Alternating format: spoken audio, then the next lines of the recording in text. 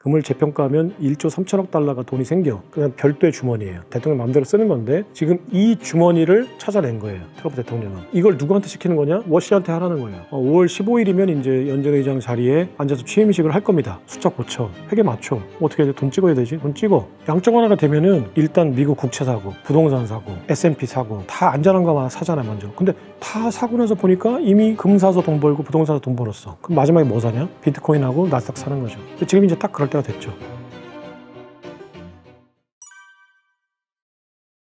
안녕하세요. 김창익 빅픽처 경제 스토리텔러 김창익이라고 합니다. 여러분이 궁금해하는 것들을 좀 큰 그림에서 보면서 그 중에서 이제 재밌는 이야기들로 구성된 이야기를 하면서 그 투자에 필요한 정보들도 좀 담아서 전달해 드리려고 노력하고 있습니다. 재밌게 봐주시고 많이 성원해 주시기 바랍니다. 반갑습니다. 일단 5월 달에 저희 전 세계 글로벌 경제에 가장 중요한 거는 전 세계 경제 대통령이라고 할 수 있는 케빈 로스 신임 연준 의장이 인준을 무난히 받을 거라고 예상이 되고 5월 15일이면 이제 연준 의장 자리에 앉아서 취임식을 할 겁니다. 그러면 케빈 로스라는 분이 어떤 분이고 어떤 역할을 하게 되고 그것이 이제 트럼프 행정부의 전략에는 어떻게 부합하고 그것이 중요한 건 이제 여기서부터죠. 우리한테 자산 투자를 하고 있는 크립토 투자를 하고 있는 또 주식 투자하고 있는 채권 투자하고 있는 분들에게 어떤 영향을 미치는 건지 한번 순서대로 한 번씩 따져보도록 하겠습니다. 일단 5월 15일 취임식 날 직후에 일단 케빈 로스가 제일 먼저 하려고 하는 것은 스콧 베센트 재무장관과 함께 신재무부 연준 협약이라는 것을 맺을 거예요. 신재무부 연준 협약이니까 재무부 연준 협약이 뭔지부터 일단 말씀을 드릴게요.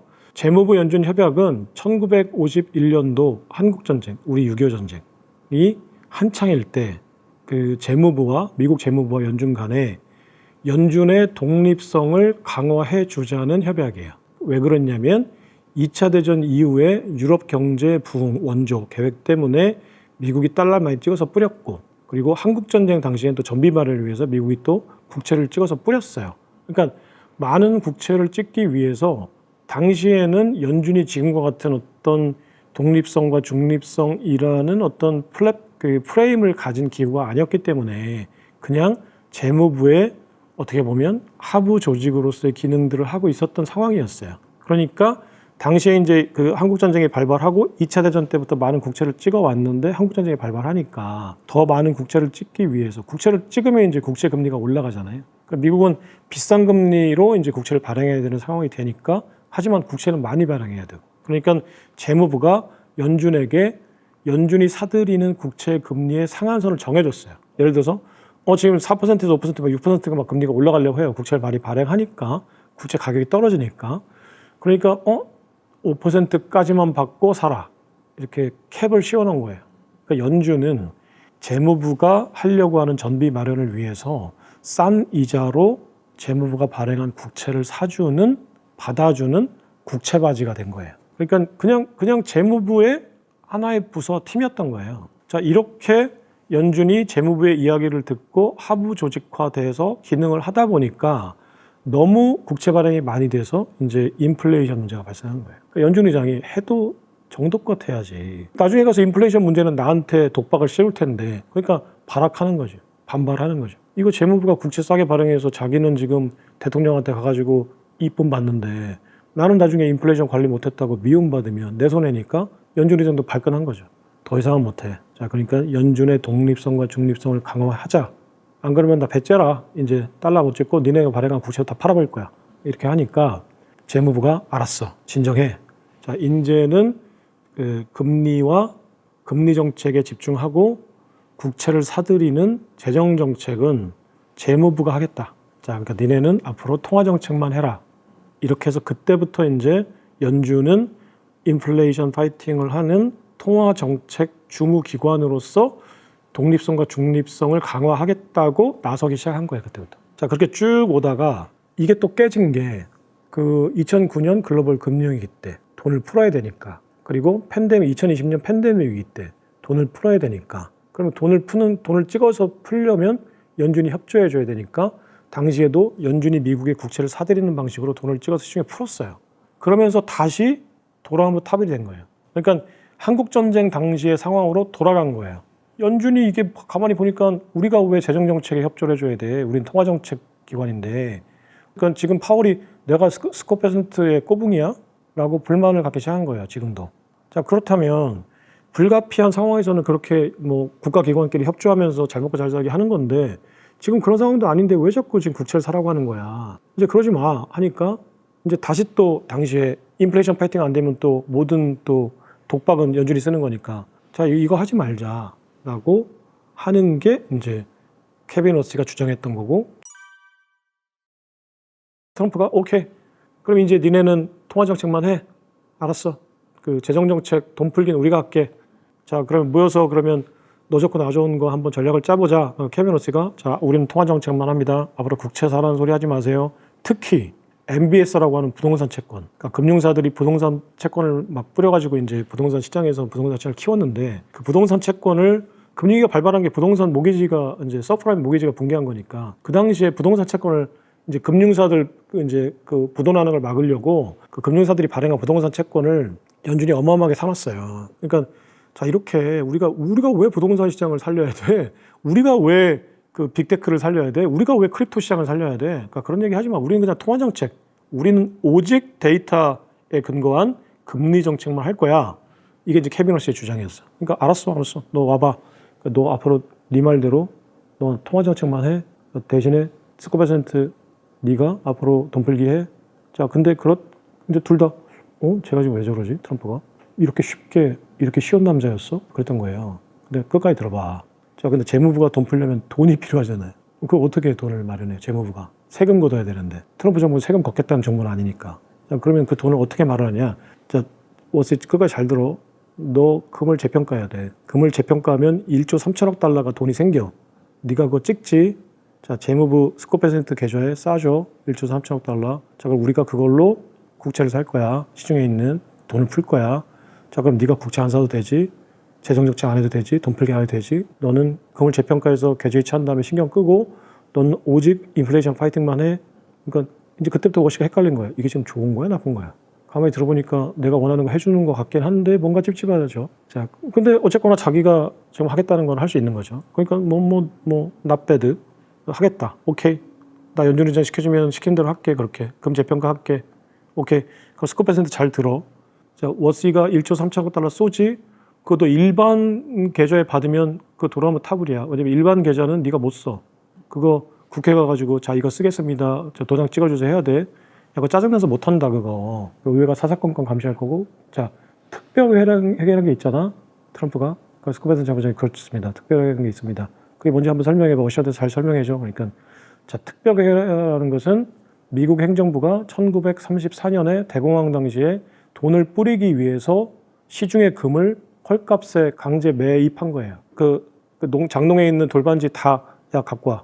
그거 안 갖고 오면 10년 징역이야. 실제로 그랬어요. 10년 징역 앤드 10만 달러의 벌금이었어요. 오화가 아니에요. 벌금 내면 땡이 아니라 10년 징역도 처하고 10만 달러 벌금도 처하고. 그러니까 장롱에 있는 금을 다 갖다가 연준한테 팔았죠. 그걸 22달러에 샀어요. 온스당. 그거를 35달러로 장부를 고친 거예요. 자, 우리가 22달러에 샀는데 야, 그 숫자 좀 바꿔봐. 35달러로 바꿨어요. 그러면은 그게 대략 70% 정도, 그러니까 13달러 정도 차익이 발생하잖아요.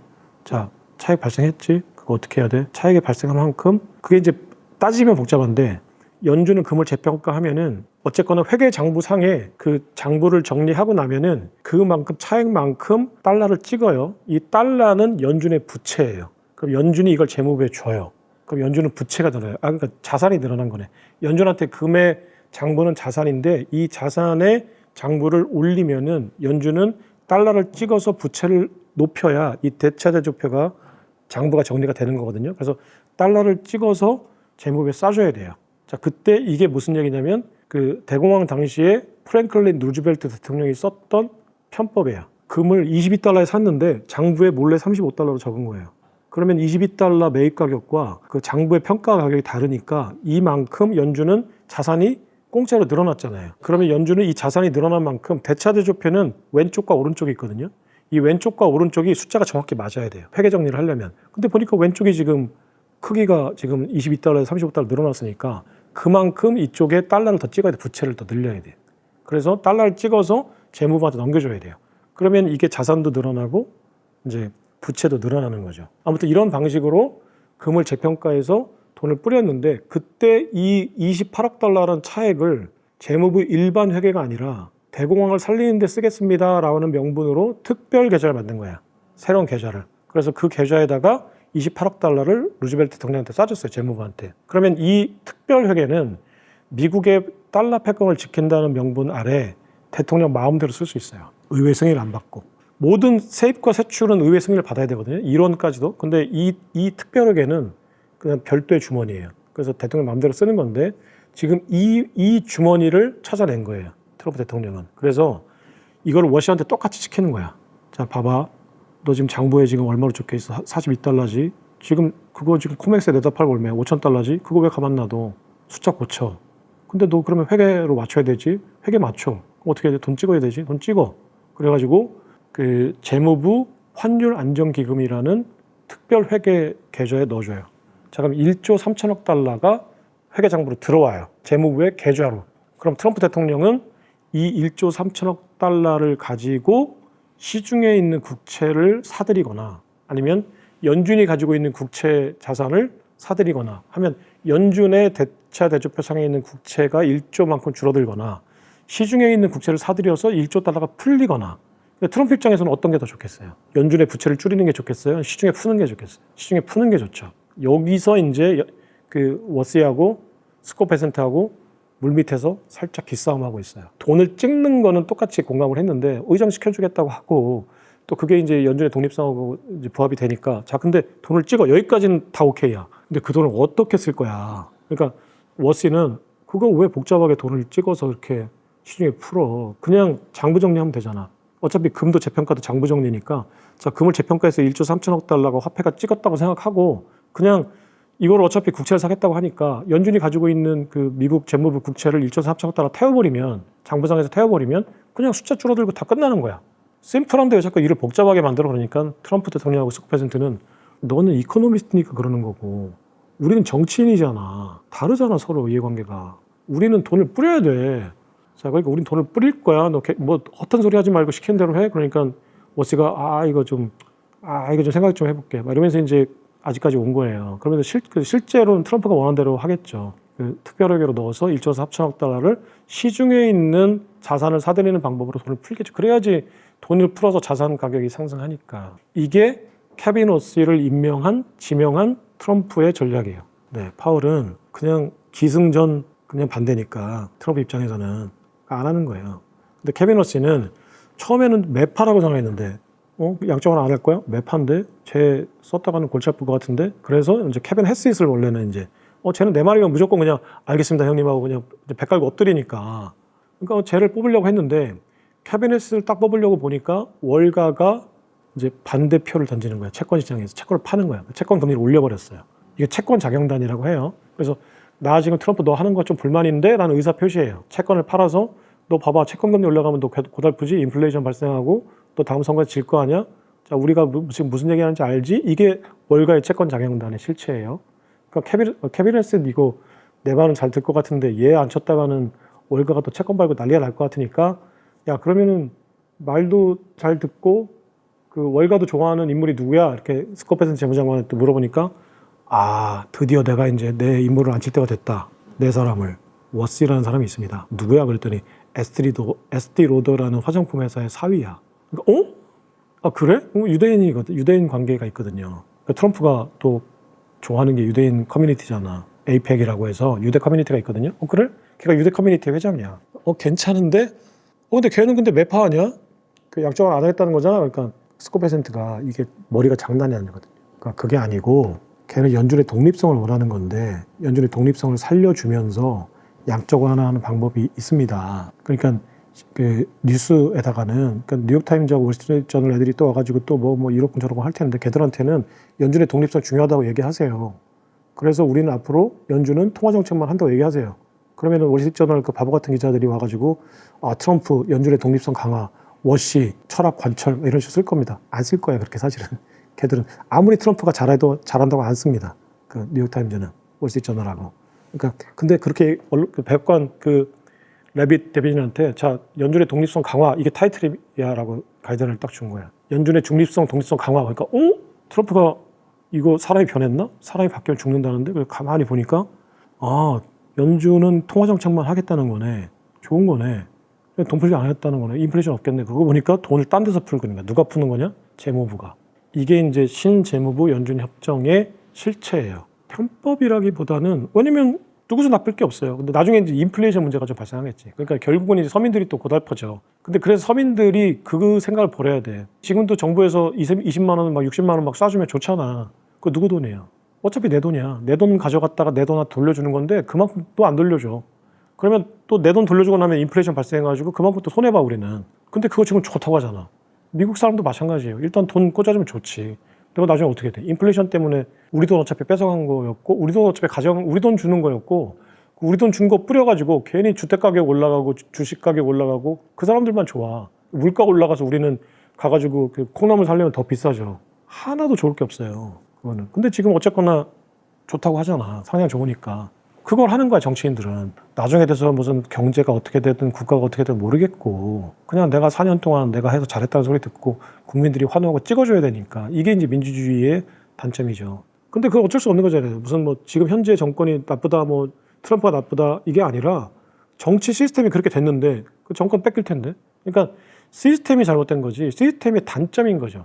다른 여러 가지 장점 때문에 이 시스템을 택했는데 그 시스템을 택하고 나서 보니까 이런 부작용이 있는 거예요. 그런 부작용을 우리는 겪고 있는 거고. 근데 이거를 지금 트럼프 대통령은 이런 식으로 양전화하겠다는 거니까 돈을 풀 거라는 거예요. 그러면 어떻게 해야 되는 거냐? 일단 5월 15일 날 취임하면 둘이 눈빛을 마주치지 않을 거야. 괜히 서로 이게 좀 묘할 거 아니에요. 그러니까 서로 앞을 보고 사진을 찍을 거예요. 신재무부 연준 협약 이런 걸 맺습니다. 내용이 뭐냐? 자, 앞으로 연준은 통화정책에 집중하는 중립적이고 독립적인 기구로 탈바꿈 됩니다. 이게 이제 제목이에요. 근데 기사를 끝까지 읽다 보면 정작 중요한 거는 뒤에 나오죠. 자, 이렇게 해서 금을 재평가해서 1조 3천억 달러를 재무부가 이제 특별 계좌에 넣고 돈을 풀 겁니다. 근데 이 이야기는 이제 크게 안 쓰죠. 지금 미국의 금은 어떤 상태냐면은 연준의 포트녹스 금고, 뉴욕 연방은행의 지하금고, 그리고 또 모처에 있는 금고 세 군데에 4,000톤, 2,000톤, 2,000톤 가량의 금이 8,000톤 가량의 금이 있어요. 이거의 소유권은 누구한테 있냐면은 재무부에 있어요. 미국 재무부에. 근데 보관은 운용은 누가 하고 있냐면은 연준이 하고 있어요. 그러면 재무부는 연준한테 어떻게 한 거냐면은 그 42달러 곱하기 8,000톤에 해당하는 금의 증서를 발행해서 연준에 줘요. 그럼 연준은 그 42달러 곱하기 이제 8,000톤에 해당되는 달러를 찍어서 이미 그 과거에 이제 이미 끌어다 쓴 거예요. 근데 그 연준한테 돈을 좀 더 찍으라고 해보니까 뭘 갖다 줘야 찍을 거 아니에요. 국채를 갖다 주든 뭘 갖다 줘야 찍는데. 그러니까 그러면 금의 정수를 더 갖고 가야 되잖아. 그럼 금이 더 있어야 되잖아. 방법은 그거예요. 금을 더 갖다가 어딘가 캐든 뭐 도둑질을 하든 금을 더 갖다가 연준한테 주고 금의 증서를 더 찍으면 돼. 그럼 그만큼 또 42달러 곱하기 뭐 만약에 2,000톤이다. 2,000톤에 달러 찍어서 연준한테 재무부에 넘겨주죠. 근데 지금 그렇게 하겠다는 게 아니라 트럼프가 가만히 보니까 아니 왜 지금 시가는 5,000달러인데 왜 장부에는 42달러야? 그게 왜 그러냐면은 그 가격은 1974년도에 미국의 그 의회가 그때 이제 닉슨 쇼크 이후에 금 가격이 막 폭등을 했어요. 시장 가격이 폭등을 막 해서 74년도에. 그러니까 금의 가격이 시장에서 막 80달러, 100달러 하는 거예요. 그러니까 이거 가만히 놔뒀다가는 금의 가격이 폭등했다는 얘기는 그 금을 사야 되는 달러의 가격은 떨어졌다는 얘기예요.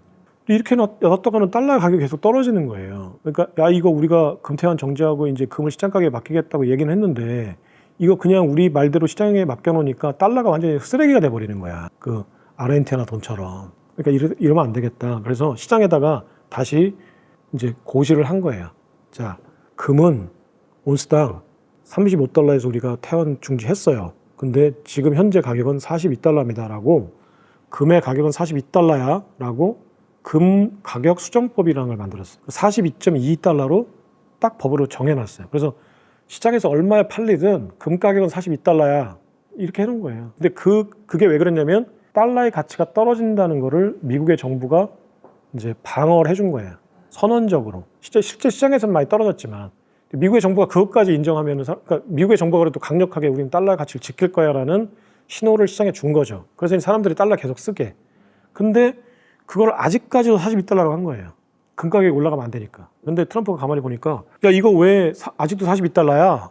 그러니까 세무장관하고 이제 연준 의장이 가가지고 대통령님 이 금의 가격을 시가대로 올리면 달러의 가치가 위험하다는 거를 세상에 알리는 겁니다. 그랬더니 이거 누가 몰라. 달러의 가치가 위험하다는 건 세상이 이미 다 알아. 근데 그 우리가 지금 손바닥으로 하늘 가리냐? 그건 그냥 선언이잖아. 근데 옛날에 우리가 정보를 독점하고 있을 때야 뭐 아무도 얘기 안 하면 그냥 달러 가격 42달러보다 하는데 지금은 뭐 페이스북에 뜨고 X에 뜨고 뭐 틱톡에 뜨고 뭐 텔레그램에 뜨고 지들끼리 다 아는데 그거 우리가 42달러라고 주장한들 시장에서 그거 모르니? 시대착오적인 생각하지 마.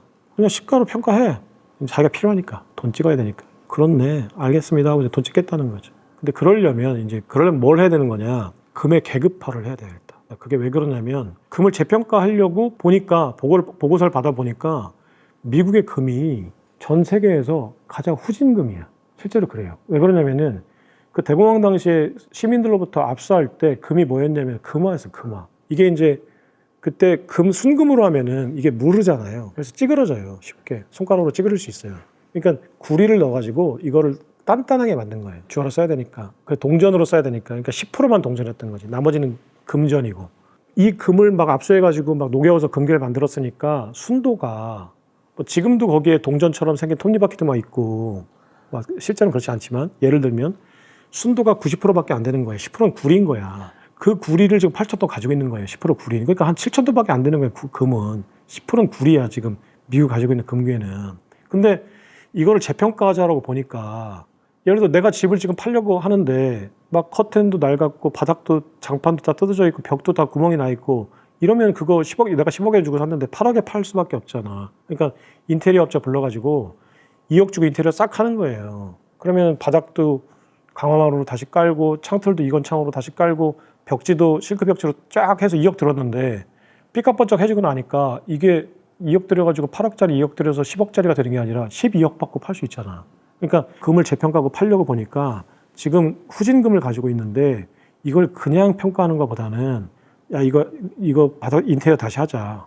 인테리어 다시 하면은 이거 5,000달러짜리 6,000달러 주고도 팔 수 있으니까. 그래서 인테리어 다시 하려고 보니까 이제 인테리어 업체 불러다 견적을 다시 뽑아봐야 되잖아요. 이거 바닥 여기 얼마큼 고쳐야 되고 뭐 창틀 그 인테리어 견적을 뽑아보자는 게 금실사법안이에요. 금실사법안. 포트녹스 금고 실사법안. 정식 명칭으로는 금준비금 투명성 법안.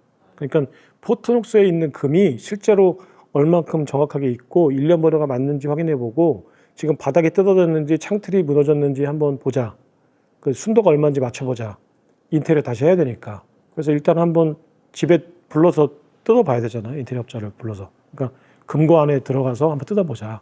이거를 반드시 해야 지금 금을 다시 재평가하는데 제값을 받을 수 있다는 거예요. 그러면 금을 실사해야 된다. 그래서 재무부, 연준, 신협약 이게 딱 맺어지는 순간 금을 재평가하기 전에 앞서서 한 6개월, 9개월 동안 뭘 하냐면은 포트녹스 금고를 실제로 따보고 금을 실사하는 거예요. 그 금의 상태를 정확하게 아까 얘기했듯이 경제 데이터를 쫙 작성하는 거죠. 뭐 순도 90, 뭐 1년 번호 샵 1028 이거는 이제 12kg짜리 금괴 순도는 90.5 그리고 불순물은 구리 얼마 해가지고 다 맞춰보고 엑스레이 찍어보고 모양 얼마큼 찌그러졌는지 사진 찍어놓고 해가지고 이 모든 거를 다 실사한 8,000톤을 실사한 보고서를 작성하겠다는 거예요. 그래야지 그럼 이거는 1년 번호 1028은 녹여서 다시 만들고 이거는 다행히 순도가 99.5%네. 그럼 이거는 그냥 그대로 두고 이걸 해야 이제 이걸 다 끝내야 그 다음에 재평가를 하는 거예요. 그러면 이제 부동산 업자 불러다가 인테리어 다 했으니까 이거 얼마 받을 수 있어요? 했더니 이 정도 신축에 버금가는 이 정도 인테리어 했으면은 이거 지금 우리 아파트 시가는 32평짜리가 10억인데 이 정도 인테리어 새로 했으니까 석 달도 안 지났고 이거 12억 받아줄게요 하는 거죠. 트러프가 그걸 하겠다는 거예요. 제값 받고 비싸게 팔겠다. 바로는 아니어도 그걸 내가 1조 달러를 찍는다고 해서 그걸 바로 푸는 건 아니죠. 어떤 방식으로든지 간에 이제 중간 선거까지는 티나게 풀겠죠. 그래도 상당한 양을. 근데 이제 이거를 일시에 내가 어떻게 풀겠다는 건 아직 모르지만 일단 1조 달러를 찍어서 재무가 풀겠다라는 거예요. 그리고 그걸 하기 위해서는 금의 재평가를 하기 위해서는 금고 실사가 반드시 선행돼야 된다. 근데 문제는 이거를 일반 시민들에게 언론이나 시민들에게 알리면서 할 거냐. 국가의 전략 자산이고 국가 안보 자산인데 이거를 그냥 전문가들끼리 모아서 이제 비공개로 할 거냐의 차이지 하겠다는 거예요, 무조건. 근데 과거에도 금고 실사 법안이 발의가 많이 됐었는데 그때마다 안 했어요. 왜 안 했냐? 그때는 실제로 금을 재평가하겠다는 게 아니었어요. 그냥 금고문을 열어서 우리가 가지고 있는 금이 제대로 있는지 보자. 근데 이제 민주당이 반대하는 거야. 야, 그거 국가전략자산인데 그걸 왜 자꾸 문을 따봐? 야, 문 따면 공기 들어가고 그거 부식돼. 야, 뭐 금고 따보는 거 안 돼. 그러니까 그때 이제 야, 네가 왜 안 하자고 하는지 솔직히 아는데 네가 하지 말자고 하니까 야, 대신에 너 지금 우리 그 발의했던 그거 법인세 감세 법안 그거 통과시켜줘. 그럼 내가 이거 그냥 고집 안 할게. 그래서 원래 공화당이 금실사 법안을 발의하는 거는 감세 법안 같은 다른 법안들을 통과시킬 때 협상용이었다고요. 그래서 과거에 많이 발의가 됐는데 2025년에 2번 발의가 됐거든요. 2번 발의가 되니까 사람들이 또 이거 이번에도 그런 거 아니야 라고 하는 거죠. 이번에 다르다는 거예요. 무슨 얘기냐면 연준이 하려고 하는 거는 금의 재평가고 금의 재평가를 하려면 실사를 해야 되는데 이번에 진짜로 하자고 발의해 놓은 거예요, 지금 공화당이. 왜냐하면 보통 때는 하원이 발의해요, 그냥. 근데 작년에 2025년에는 6월 달에 하원이, 11월 달에 상원이 동시에 발의했어요. 이게 무슨 얘기냐면 이거 빨리 통과시켜야 되는데 하원에서 통과되고 상원으로 올리고 상원에서 통과돼서 본회의를 올리고 이거 복잡해. 그러니까 투 트랙으로 그냥 가는 거야. 동시에 발의해서 동시에 통과시키자. 왜냐면 빨리 해야 되니까. 그리고 실제로 하원이 발의한 법안하고 똑같은 법안인데 상원이 발의한 법안에서 한 가지가 딱 달라요. 금의 등급을 올려야 된다. 추가된 거예요. 그게 무슨 얘기냐면 녹여서 다시 정렬해야 된다. 그거예요. 하겠다는 거예요. 그냥 금고문을 실사하겠다는 게 아니라 녹여서 그러니까 인테리어 다시 하자는 거예요. 이거는 역사상 처음으로 나온 법안이에요. 인테리어 다시 하자. 이건 무슨 얘기냐? 하겠다는 거예요. 그러니까 지금 이 법안을 놓고도 야 그거 옛날하고 법안하고 똑같잖아. 얘기하는 분은 뭘 모르고 하는 거예요. 협상용이 아니에요. 그러면 이제 그 얘기보다 이 얘기를 한번 해볼게요. 지금 미국의 금이 가장 후진금이라서 미국도 금을 녹여서 다시 만들겠다는 거잖아요. 근데 이걸 할 수밖에 없는 이유가 또 있어요. 이거를 예를 들면 그 인테리어 안 하고 그냥 10억짜리 아파트인데 나 인테리어 하는데 2억 들어가니까 그냥 8억에 팔게 이러고 팔 수도 있잖아요. 근데 왜 굳이 인테리어 해야 돼? 물론 더 좋은 값을 받을 수도 있고 또 하나는 나만 빼고 옆집이 다 인테리어를 한 거야. 알고 보니까 인테리어를 다 했어. 우리 집이 안 팔려.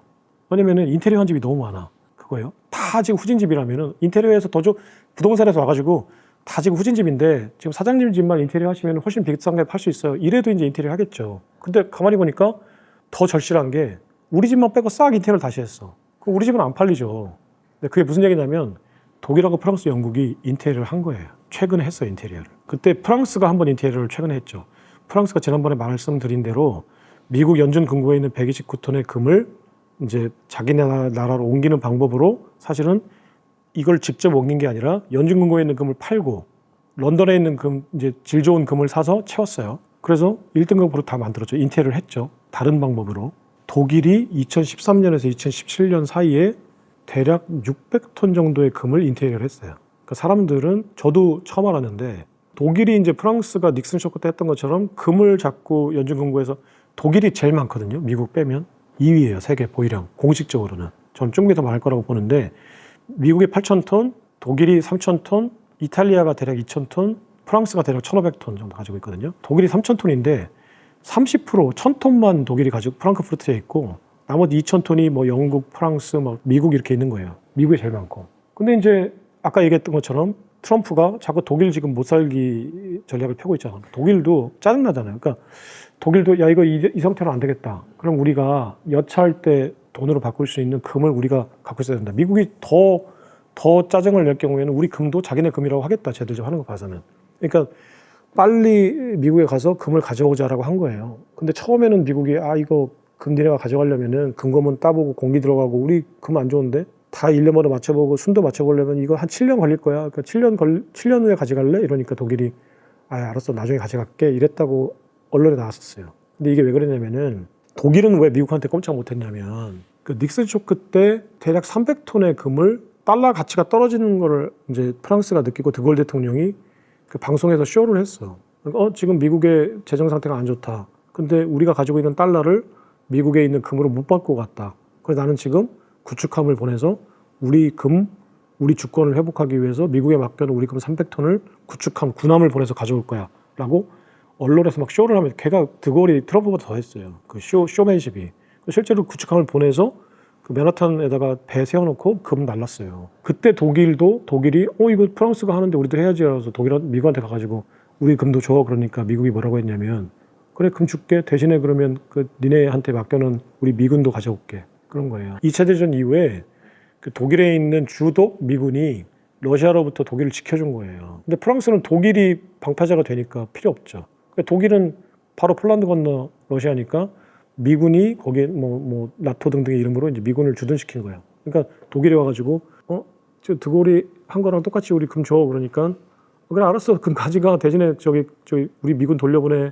그래서 저기 야 마지막 돌려보낼 때 좀 옷도 좀 빨아서 입혀서 잘 보내고 좀 주머니에 좀 빵도 좀 채워놓고 좀 잘 좀 해줘. 그러니까 미군 다 돌려보내. 그러니까 가만히 해보니까 미군 돌려보내면 독일이 회수해간 금을 러시아가 뺏어가죠. 그러니까 알겠어 내가 잘못 생각한 것 같아. 그러고 돌아갔었거든요. 그래놓고 이제 이번에 2013년도에 다시 또 금을 줘. 그러니까 다시 또 미국이 그 얘기한 거야. 알았어. 그러면 나토 우리 니네 저기 국방비 좀 늘려가지고 나토 니네가 직접 운영해봐. 그러니까 독일이 알았어 나중에 할게 이런 줄 알았는데 실제로 최근에 이제 데이터를 보니까 대략 30%에서 50% 늘었어요. 프랑크푸르트에 있는 금의 비중이 3,000톤 중에 1,000톤만 있었는데 지금 1,500톤으로 늘었어요. 그 얘기는 무슨 얘기냐면 500톤의 금을 어딘가에서 갖고 왔다는 얘기예요. 근데 그게 미국이 제일 많으니까 미국에서 상당량을 날랐다는 얘기예요. 근데 이거는 이제 미국이 이게 알려지면은 미국의 금고에 지금 금이 없다. 지금 외국이 맡겨놓은 금도 많았었는데 지금 뉴욕의 금고에 외국 중앙은행들이 맡겨놓은 금이 우리 없다. 프랑스도 300톤 가져가고 최근에 120톤 가져가고 독일도 600톤 가져가고 이러면 이게 지금 뉴욕에는 금이 없는 건데 이렇게 사람들이 알잖아요. 그러니까 철저히 비밀리에 했던 거예요. 근데 최근에 데이터가 나오고 있어요. 그럼 독일이 많이 가져갔다. 그럼 그 독일이 가져가면서 어떻게 했느냐. 미국의 금은 아까 이게 후진금이잖아요. 그래서 이제 그 데이터들을 추적하는 사람들 추적을 쭉 해보니까 그 유럽에서는 주로 스위스에서 금을 재련한다고 해요. 근데 금의 재련 실적이 독일이 금을 수송했다고 추측되는 2013년에서 17년 사이에 스위스 재련소에서 재련량이 급증을 한 거예요. 근데 그게 무슨 얘기냐면 뉴욕에서 수송한 금을 그대로 금고에 넣어놓으면 아까 얘기했듯이 인테리어 안 한 아파트가 하나 낑겨지는 거잖아. 이 아파트 단지가 다 신축 단지인데 갑자기 후진 그 세대가 하나 들어가는 거죠. 그러니까 인테리어를 다시 한 거예요. 그 뉴욕 연방은행에 있는 금 한 500톤 정도를 가져다가 배로 나른 다음에 그 스위스 재련소에서 등등해서 이제 다시 재련해가지고 순도를 99.5% 맞춰서 프랑크푸르트 금고에 넣어놓은 거예요. 그리고 프랑스도 2025년 7월부터 2026년 1월까지 이건 이제 물리적으로 나른 건 아닌데 팔고 사는 방식으로 어쨌거나 리모델링을 다시 한 거야. 인테리어를. 그래서 영국은 워낙 그게 금의 순도 마크가 영국 마크예요. 그러니까 런던 굿 딜리버리. 그래서 LGD 마크예요. 그러니까 금괴를 딱 받았는데 거기에 LGD라고 써 있으면 순도가 99.5%의 1등급 금인데 그 마크를 누가 찍어주는 거냐 도장을 영국이 찍어줘요. 영국은 당연히 1등급 금이에요 다. 근데 프랑스하고 독일이 최근에 갑자기 10년 기간 동안에 갑자기 다 인테리어를 다시 했다. 이게 왜 그러냐. 미국 아파트하고 비교해서 우리 아파트가 더 좋다. 인테리어가 더 좋다. 이거를 지금 세계 만방에 얘기하고 있는 거예요. 그러니까 아파트 살 거면 유럽으로 와라. 금괴 살 거면 유럽으로 와라. 이거죠. 그럼 그게 무슨 얘기냐? 화폐 쓸 거면 유럽으로 와. 앞으로 달러보다 유로화가 훨씬 좋은 화폐야. 이 얘기 지금 하고 있는 거예요. 금을 자꾸 등급을 높이는. 그러니까 미국이 금을 팔아야 되고. 그러니까 이거는 안 하면 안 되는 거예요 이제. 자, 그래서 두 가지 이유에서 분명히 인테리어 다시 할 거다. 미국은 금의 인테리어를. 왜 그래? 프랑스하고 독일이 했다. 그러면 유로화가 신뢰도가 강해진다. 그럼 달러의 신뢰도를 높이려면 미국도 인테리어 다시 해야 된다라는 거고. 두 번째는 아까 얘기했듯이 금의 재평가를 해서 실제로 돈을 쏴줘야 되니까 진짜로 팔아야 된다. 그러려면 어쨌거나 금을 재평가해야 된다. 그럼 제값 받으려면 인테리어 해야 된다. 이거예요. 그래서 이 두 가지 어떤 판단 근거로 봤을 때 미국 트럼프는 지금은 이제 협상 블러핑이 아니고 실제로 금을 실사해서 재평가해서 돈을 찍겠다는 거예요. 이걸 누구한테 시키는 거냐? 워시한테 하라는 거예요. 왜냐면 실무 작업을 연준이 해야 되니까. 근데 파월은 그걸 안 할 거니까 이거 금리 가지고 이제 아웅다웅 하지 말고 야 금리는 알아서 해. 모르겠어 이제. 너도 금리는 안 할 거 아니야 어차피 내 말대로. 그러니까 너는 그냥 금리는 알아서 해 이제는. 대신에 돈 찍어서 줘. 이것만 해. 훨씬 늘어나죠.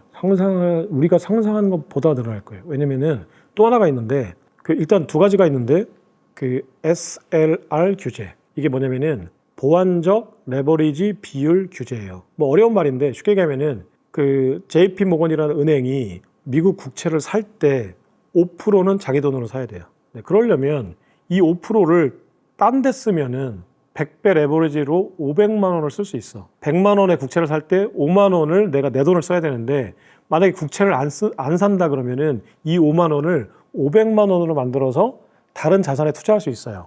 월가 은행들은. 이게 이제 미국이란 그 국채랑 안전자산을 살 때조차도 왜냐면 니네가 너무 레버리지 이용해가지고 막 그 분탕질을 쳐놓은 파생상품 사고 이러니까 서브프라임 모기지 사태가 난 거야. 그래서 미국 국채를 살 때조차도 니네 돈으로 사. 그래야지 니네가 좀 조심하지. 왜냐면 자꾸 고객 돈으로만 투자하니까 막 레버리지 이렇게 해가지고 막 빵빵 터트리니까 최소한 5% 정도 니네 돈으로 사. 이렇게 해놓은 거야. 우리도 이제 보험 같은 거 할 때 20% 자기 부담금이 있잖아요. 만약에 100% 다 보험사가 해주면 차 갖다 그냥 여기다 심심하면 박아버리고 이제 보험 처리하고 박아버리고 보험 처리하잖아요. 그러니까 자 20%는 니네 자기 부담금이야. 그러면 이제 조심하잖아요. 그것처럼 자 레버리지 투자하는데 5%는 니네 돈으로 해. 그러니까 이거 이제 차라리 그 5% 5만 원을 가지고 딴 데다가 쓰면은 더 많이 투자할 수 있는데 그래서 국채를 안 산 거예요. 다른 거 투자하겠다. 안 하거나 다른 거 하겠다. 그러니까 트럼프 입장에서 보면은 저거 풀어주면 쟤네가 저 5%를 그 반대로 100배 레버리지 써서 국채 사면 500만 원이 되니까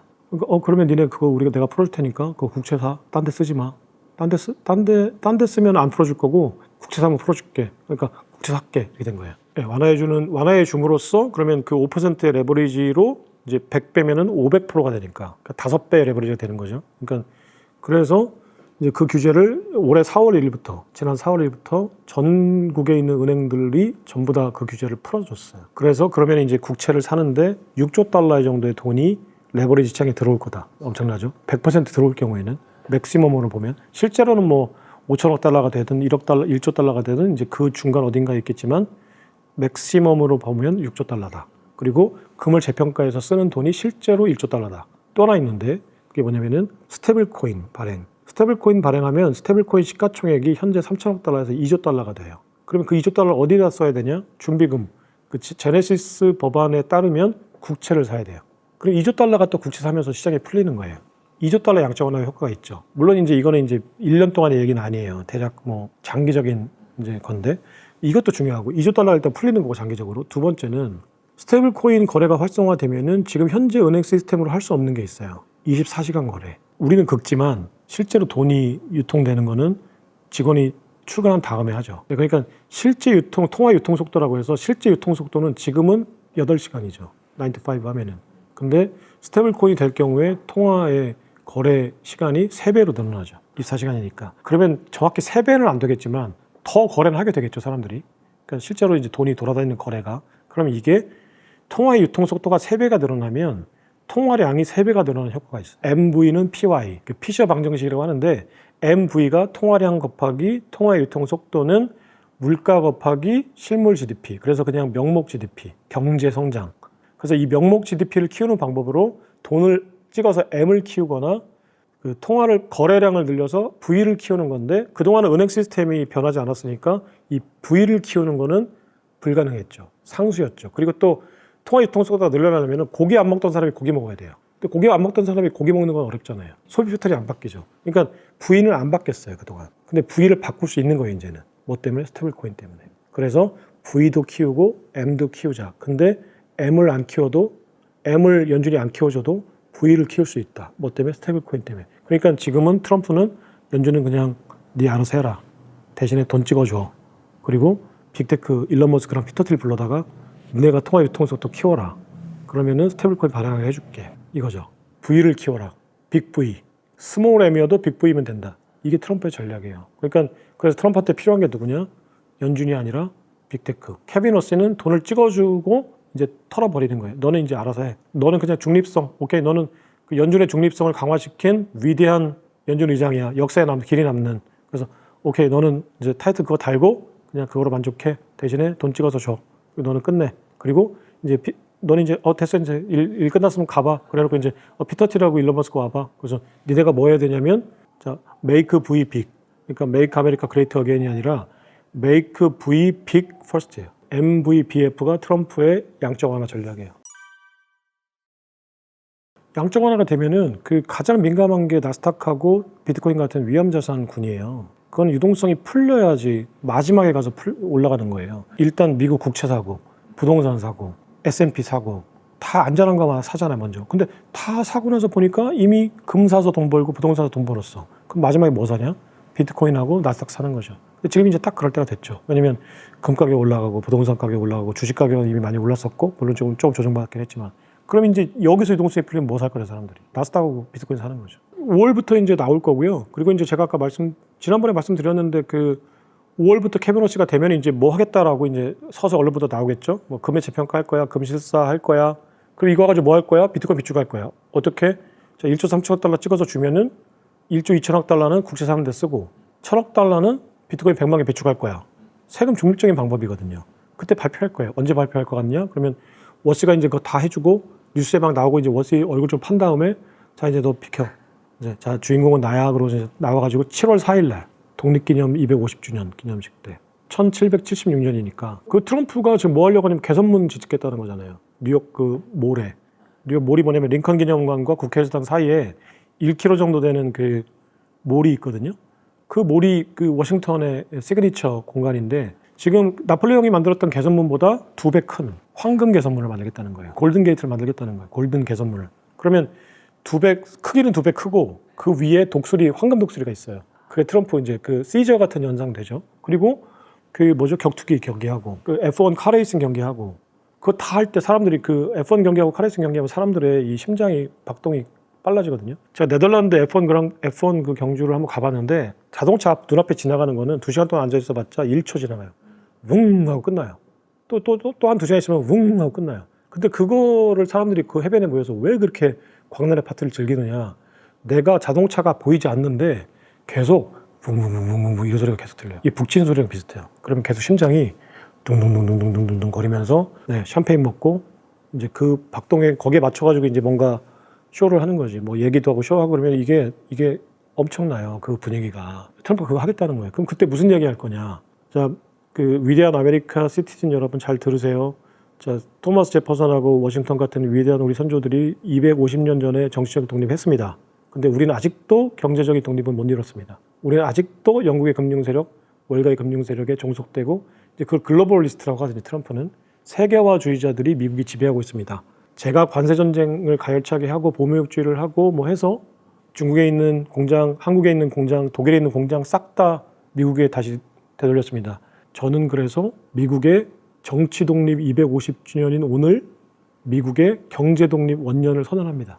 이게 트럼프의 이게 전략이에요. 저는 실제로 그렇게 할 거라고 보고 제가 그거의 어떤 그 연설문을 가상으로 적어서 이번 책에 이제 썼어요. 그거를. 트럼프 골드 쇼크라는 책이 이번에 나왔는데 그 책의 중간쯤에 보면은 트럼프가 연설할 250주년 이제 7월 4일에 연설할 연설문이 가상 연설문이 들어가 있어요. 스포를 했죠. 그 트럼프가 보면 아마 그 뭐라고 할 텐데 이거 어떻게 알았지라고 할 거예요. 그래서 연락 올 거예요.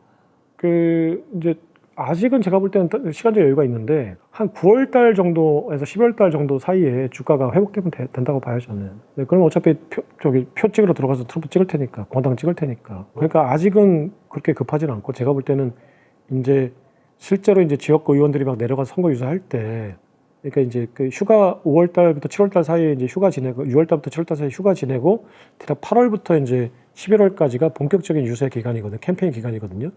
이때 모든 걸 다 해야 돼요. 이때. 그러니까 지금부터 괜히 막 올려놓고 그때 가서 꺼지면은 도나무 타버리니까 지금은 조금 아닌 것 같아도 지금 막 유가 올라가는 것 같고 주식 떨어지는 것 같지만 결국은 11월 9일이 중간선거인데 11월 8일 자정까지만 올라가면 돼요.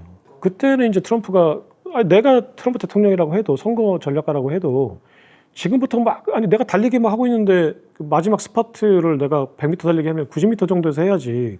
내가 초반에 막 이빨이 달려놓고 나중에 90m 가가지고 막 상대방한테 치고 올라오는데 안 되잖아요. 그러니까 이게 그 곡선을 그려놨겠죠. 내가 전략적으로 서서히 준비해서 이제 이 정도 되면 빵 터트리고 그 효과가 대략 뭐 어느 정도 뭐 100일 정도 지속되더라. 그러면 이제 9월 달부터 빵 터트려가지고 100일 정도 이제 새몰이를 하고 이렇게 하겠지. 이거는 뭐 지금부터 괜히 막 자 물가 잡는다고 막 낑낑거리고 주가 올린다고 낑낑거리고 다 해서 막 해놨는데 정작 가을 되니까 다 거품 폭삭폭삭 꺼지고 그러면 안 되잖아요. 연예대상 시상식 그러니까 심사하기 전날 갑자기 뜨는 애가 받는 거지 그 1년 전에 해봤자 소용없어요.